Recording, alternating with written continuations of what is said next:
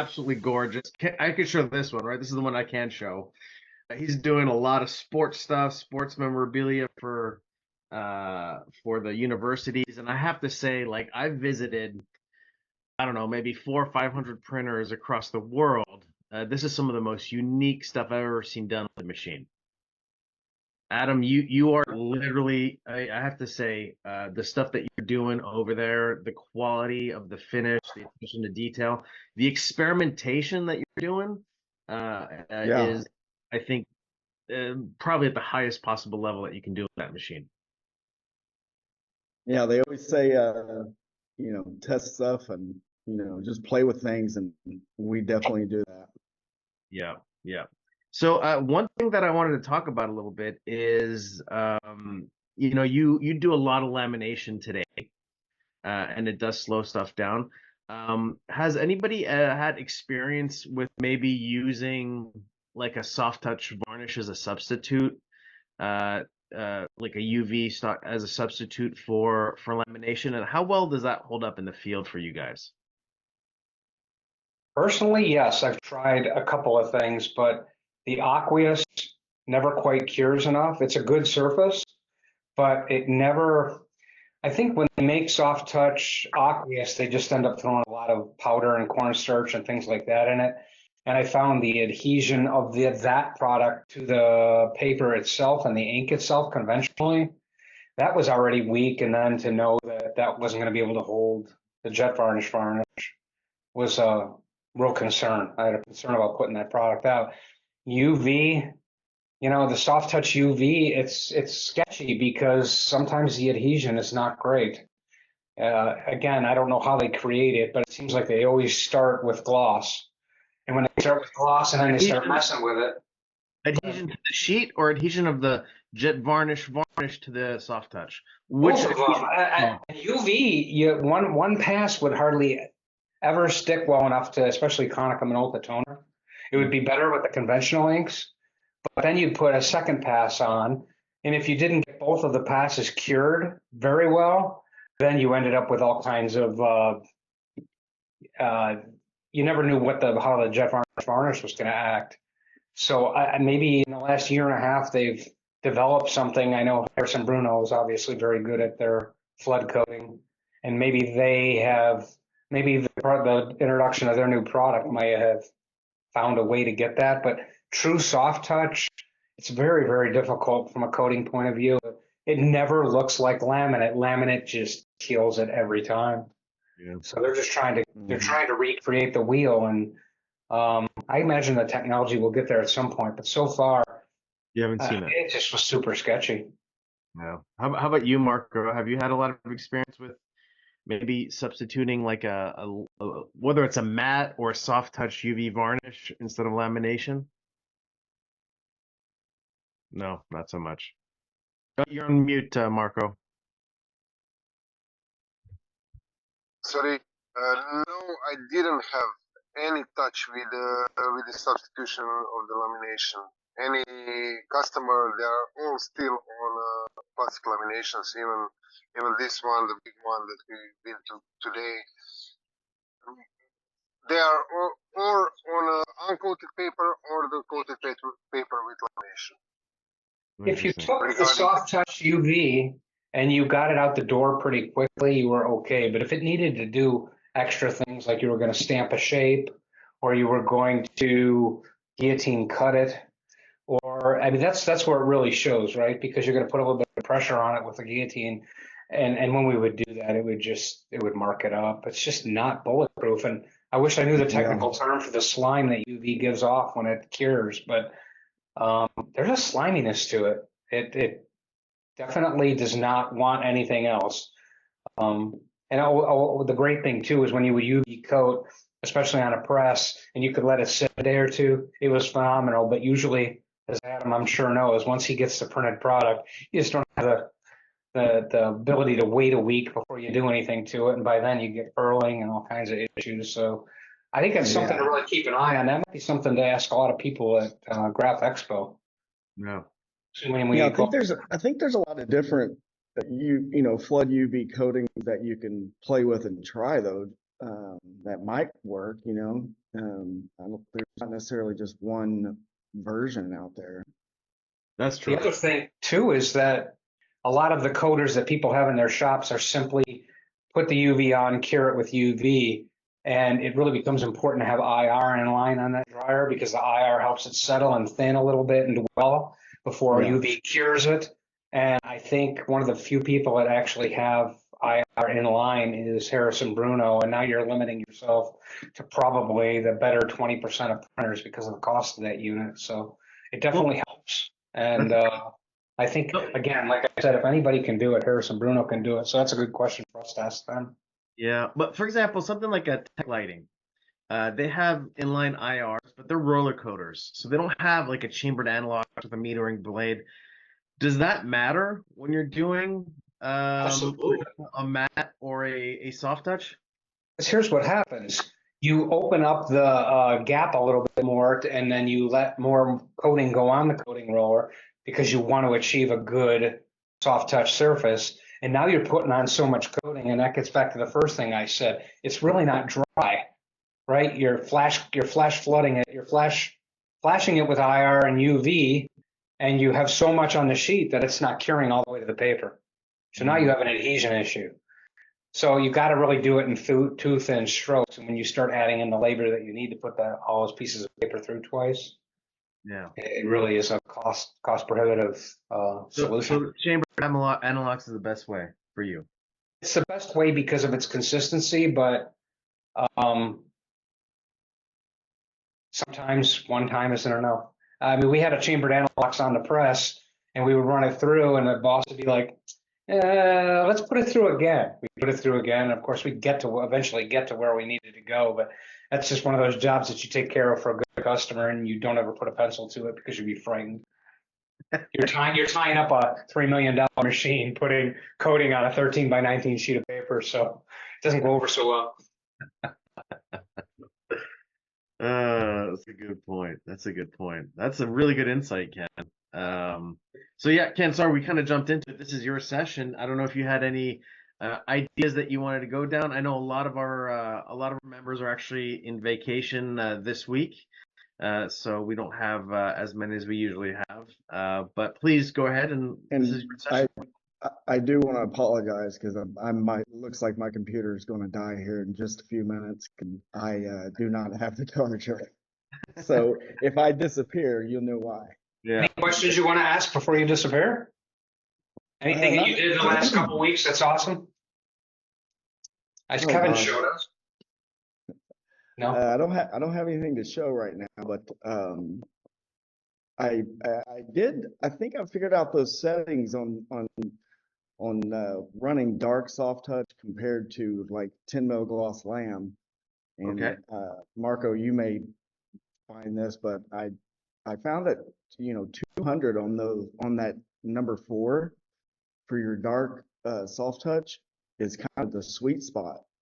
It's right down there on orange amplifier for the sensor. Yeah. Okay. And it's the number the number 4 was always the one giving me problems, but I put it at 200 on running soft touch lamb with like black dark, and it runs great. And then the moment I start running 10 mil laminate, it errors out, and then I throw it back up to say 1100, and it runs really well. Yeah. Sometimes you need, because we had a problem. A colleague of mine had a problem in the grease on a Courier Shine machine. Soft touch lamination with a dark printout from the PP, and always the Corona jam on a sensor. And I said, okay, I know why it is. It's a different sensor than yours, but sometimes it lacks basically the reflection. Black printout and soft touch sucks all the light basically, and you don't have a reflection to the sensor. Yeah. And then he just go to service. He has a service code, service password. Go to service, remove the jams, and print it without the problem. So this is the boundaries of the sensor that that is used, or the settings of the sensor. Now you can switch it when you need it. For some papers, you will write down what should be the number and use it like this. Why not? Yep. Adam, I'd like to ask you, you had an occasion to visit Kevin this week, and you saw kind of what Tactiful's been up to from an operator point of view. Are you excited about any of the things that you saw, or can you take away anything from that visit you'd like to share? Oh, absolutely. We all four of the tactical programs that coming out, we're exploring, and I think Kevin's working up something for us, and we're going to be able to present it to a lot of our client base, and especially that reactor. It's going to be a game changer for us. Well, thanks, Ken, for the plug, and thanks, Adam, for saying that. I didn't mean it to go down that, but it was a big pleasure to see the creativity that's going on and the craftsmanship at Ghost Mail where Adam is right now, and it's just it's really impressive, man. You should be proud of how far you've come. And how long have you had that machine? I think we're going on 3 years now. And I remember 3 years ago when we first started talking, tell us a little bit about your journey, because I remember where you were 3 years ago and I see where you are today. Oh, I hated everybody that sold it to me. And the machine, I suppose. I hated everything about my life. But everything kind of everybody said, we're like, man, it's going to take you a year. I'm like, if it's going to take me a year, just, pick this thing up, But man, after that year, and I'm, like I said, I'm still learning. I just figured out settings, but it's if you think you're going to get one and just roll with it, first day, you're crazy. But once you have a good press operator that cares, and you really start running the machine and figuring it out and realize the extreme capabilities that you can do with it, it's kind of untouchable, really. Yeah, I think from an operator point of view, we saw the very, very early, 3 years ago, Kevin, we saw the early versions of Reactor.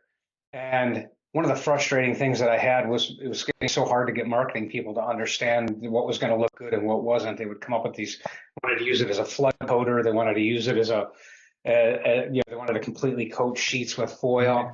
And it was difficult they looked at me and they're like, he's just hedging because it's hard. We want to push him anyway. Screw him. We don't care for his opinion. And then being able to then not only show people what things were going to look like, but tilt them, give them that shimmer, give them that shine, and then stop with all the silly, prove it to me, right? Prove to me that a whole sheet of gold foil is not what I want, and with 2 pieces of type sticking out. And to think that could take away, anything that they can come up with from a marketing point of view and sales team, you could now prove and show them without it even hitting an operator. If you could take away that chunk of frustration and keep your machine running on jobs that are great. I know as an operator, that was fantastic. I hated when they kept looking at me like, you're just stalling, you're just hesitating. That's a bunch of crap. I mean, I know what would look good. Like you said, I spent a year and a half mastering that machine. Don't tell me what'll look good. Sometimes I would do things when it got quiet just to show them that, 5-point type in the middle of a foil solid is just not going to work. But they thought I was just hesitating because it was difficult. So I hope if you end up getting that product and using that product, it's going to open up a whole world of creativity, and you're going to have perfect jobs hit you at the press that you don't have to fight every day. Yeah. I'm a little hesitant to let someone else choose how high my microns are going to be in areas, because the first thing they're like, I want my name to be 100 microns at the bottom of this, and I want the larger piece to be. So I'm like, no, but we can do the opposite of that. Your name is going to be, 12 microns, and the other part's going to be, it can be the 100, but that's going to be a little bit of probably of everybody thinks they know what they can do with press that they've never seen or done. We're gonna have to put in a button for operators to go in and give tactful clues as to what to take away from the creator's ability to do, because it just doesn't make any sense. Yeah. Like, no more of this, no more of that. Come on, take that out, guys. Like, Yeah. just put in a can't do it error, syntax error. Yeah. That's good. Yeah, you get 3 X's and then you lose your capabilities. Very cool. Very cool. Well, listen, yeah, we're excited. It kind of sparked a whole new pump around here. well, you guys are doing great, and it's good to see. I mean, your guys' volume is bonkers as well. So it's funny to see you go from really start from zero to where you guys are today. It's really a testament to you, Adam, and what you've been able to bring from because I think you've gotten your customers addicted to this stuff. No, I mean they just keep coming back to it. It's like they're not even considering not doing embellishments. Do you see a lot of that?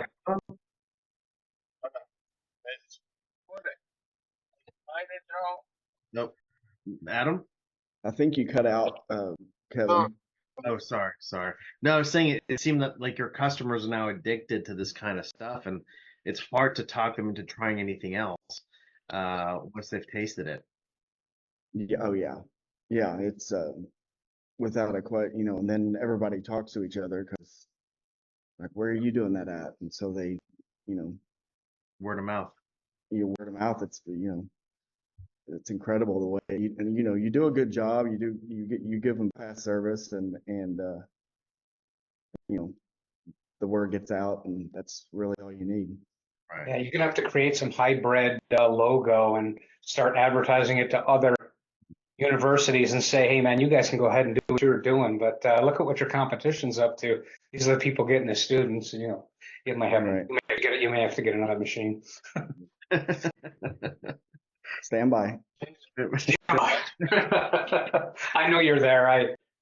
It's no accident that you're part of this and talking to us all the time, because I think more successful people are here trying to figure out what makes everybody tick. So kudos to you for making time to be part of this. I sad it's so quiet today, but I guess it's the doldrums of the summer, and we'll pump this back up soon. In fact, before you got on the call, we were talking about how to expand this in Europe. So hopefully we'll have a lot of experts here soon. I can't wait to hear their information. So like you said, stand by. Very cool. Marco, anything from you? Did you want to cover anything with us today? What? I didn't get you the last. What you said? Oh, did you want to cover anything with us today? Was there anything that you're seeing out there in your market that could be beneficial to the community? For now, not so much. I was basically fixing problems at the customer and giving them support with the problems with the corona and all this, MGI. And I'm on a technical level just to satisfy their needs for their standard production for now. So we didn't have any big. We have one customer that is on a small machine with the 35,000 sheets in 2.5 months. The other customer is over 250,000 sheets in 6 months. So also B3 machines. So it's going good for the small country, Yeah. We have less than 4 million. We have less than 4 million people. So Wow. and 10 and small machines. So I think we are on a good road regarding this. It's the users want embellishment every day or much more. So how to say it?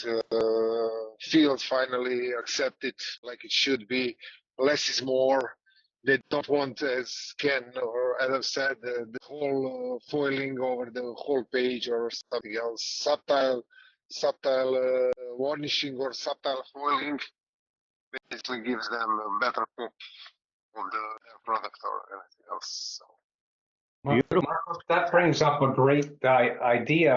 I would love to feature you at some point on one of these meetings. I know that Corona's only been out on a new Acurio shines and added in the last year or so, and I know nobody's an expert yet on them. I think a great thing for our operators to have would be your technical advice on what you've learned so far in the last year on a Corona. We'd love to do that if you're up for it. Yeah, we can talk about it a lot. Believe me, a lot. It's good.